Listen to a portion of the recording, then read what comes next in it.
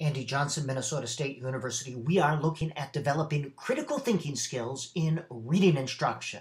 First of all, a thinking skill is any cognitive process broken down into steps and taught explicitly. Critical thinking or critical thinking skills are cognitive processes that converge on a particular point. Convergent thinking.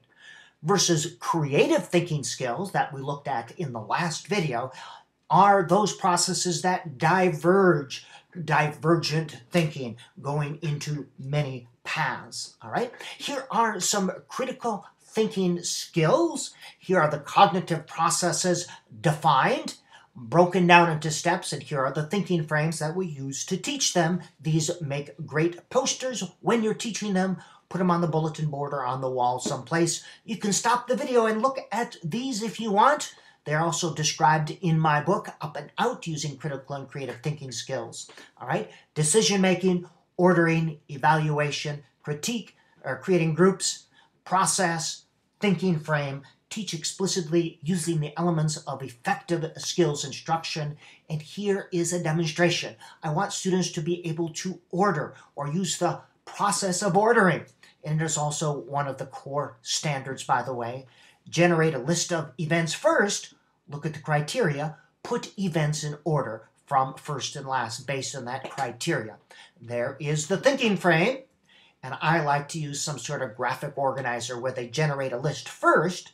We have the criteria, most important to least, or time, or whatever it is, and then put them in order. That helps them organize their thoughts. Comparing and contrast, that is a common thinking, critical thinking skill. Find things that are the same, find things that are different, and find a big idea or conclusion. Venn diagrams can be used. I like using what I call a comparison chart. Same thing, it's just a little bit easier. What's the same and what's different? Little Pigs, True Story, etc. Post-reading activity. And again, similarities, differences. I call this a comparograph. A comparograph. Creating groups.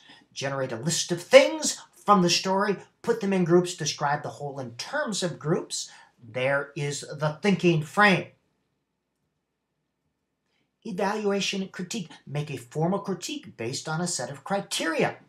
Look at the criteria, look at the subject, rate or compare based on the criteria. This is a great post-reading activity. Look at the whole, look at the criteria, rate or rank. What are 4 things a good book should have? Students generate criteria, and then they can rate on each criteria. You can adopt and adapt this in a variety of ways. And these are just some examples. Supporting a statement, using appropriate reason, detail, or examples. Make the statement, gather supporting information, and then organize it. All right? Dorothy was brave. That's the statement. And then look for ideas that support that statement. Great post-reading activity. Predicting. Look at the question, identify facts and clues, and make a guess based on the clues. A prediction is making a reasoned guess based on clues. I like to use the predictogram or predictograph. Comparing, again, look at all the items, generate characteristics, look for similarities. There is a comparograph. I'm just generating characteristics, and then I can look for similarities. A little different than compare and contrast. Here's another comparograph. Great post-reading activity. Comparing T-chart. Just comparing 2 things. Analyzing, break an event or item into its component parts. Look at the item, identify important parts, describe the whole in terms of each part. I like to use a graphic organizer. Keep it simple. Interesting, important things that happen in the beginning, middle, and end. Big point, use creative and critical thinking skills to create activities and assignments and to differentiate instruction. If you buy my book, Up and Out, you'll have a plethora of ideas to use here.